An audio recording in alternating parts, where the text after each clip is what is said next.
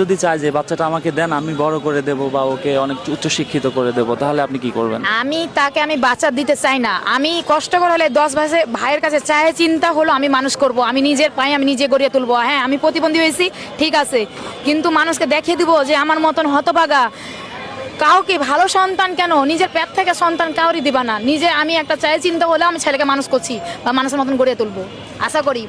অনেকের তো মানে বাচ্চার দরকার। মাশাল্লাহ আপনার বেবিটা মাশাল্লাহ অনেক সুন্দর। তো আপনি দেখে ওকে অনেক যত্নেও রাখেন। তো আপনাকে যদি অনেক টাকা দেওয়া হয়, মানে 2-3 লক্ষ টাকা দিলে? আমি 2 লক্ষ 3 লক্ষ টাকার আমার প্রয়োজন নাই। আমার সন্তান আগে, সন্তান ছাড়া আমার কিছু নাই। আমি সন্তানের জন্য জীবন দিতে রাজি, বাপ মায়ের সাথে জীবন দিতে রাজি, সন্তানের সাথে জীবন দিতে রাজি, কিন্তু দেশের সাথে জীবন দিতে রাজি, কিন্তু আমি বাচ্চা দিতে জীবন রাজি না। আচ্ছা আপা, এই যে বাচ্চাকে নিয়ে সারাদিন এইভাবে থাকেন, অনেক আমি কষ্ট সারাদিন না, আমি আপনার রাত 9টা পর্যন্ত করি। আপনার 4:45-এ আসি, রাত 9টা পর্যন্ত। অনেক কষ্ট হয়ে যায় না? হ্যাঁ, আমি অনেক কষ্ট করি, পরিশ্রম করি, আমার এভাবেই সংসারটা চলছে। ভাইয়া আপনাকে দেখাশোনা করার? উনি আপনার দেখাশোনা করতে পারে না, হাত ভেঙে গেছে। গরিবের ঘরে রাজপুত্র, ব্যাপারটি ঠিক সেরকমই। রাস্তা দিয়ে যাচ্ছিলাম, হঠাৎ করে বাবুটাকে দেখে থমকে গেলাম। একজন পঙ্গু মায়ের গর্ভে এই রাজপুত্রটি জন্ম নিয়েছে। মা হাঁটতেও পারে না, হাত দিয়ে কোনো কিছু ঠিক মতো ধরতেও পারে না, অথচ এই পঙ্গু হাত দিয়েই নিজের সন্তানকে খাবার খাওয়াচ্ছে। রাজশাহীতে ভাড়া আছি, 4 মোড় ব্রিজের সামনে। আমি 0 পয়েন্টে চাই চিনতে আমি সহযোগিতা, মানুষের সহযোগিতা নিয়ে আমি বেঁচে আছি। আমার পারিবারিক সমস্যা খুব খারাপ। আমরা 3 বোন প্রতিবন্ধী, আমরা অসহায়। আমার বাবার বাড়ি ঘর নাই, আমার নানির বাড়িতে আমরা বসবাস করি।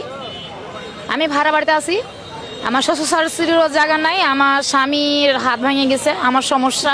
আমি একলাই সংসারটা চালাচ্ছি। আমার জীবনে অনেক কষ্ট। বাবুকে আমি খাওয়াই, আমার এই হাত দিয়েই বাবুকে কাজল দিয়ে দিয়ে আমার হাত দিয়ে আমার স্বামী সেবা করি।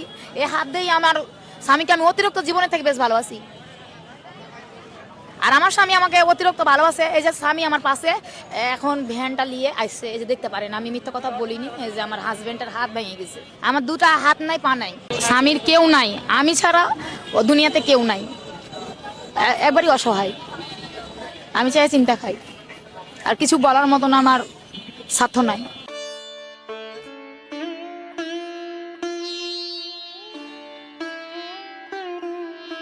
পৃথিবীতে আসার আগে সবচেয়ে বড় নিরাপত্তায় ছিলাম মাতৃগর্ভে। মহান আল্লাহর মেহেরবানিতে পৃথিবীতে আসার পরে মাতৃছায়াই হয়েছে পৃথিবীর সবচেয়ে বড় নিরাপত্তা। বাবা মা সন্তানের জন্য যা ভাবে, যা করে, পৃথিবীতে আর কেউই তা করে না। আল্লাহ পাক যেন আমাদের সবাইকে তার দেয়া এত বড় নিয়ামতের সঠিক মর্যাদা ও হক আদায়ের তৌফিক দান করে।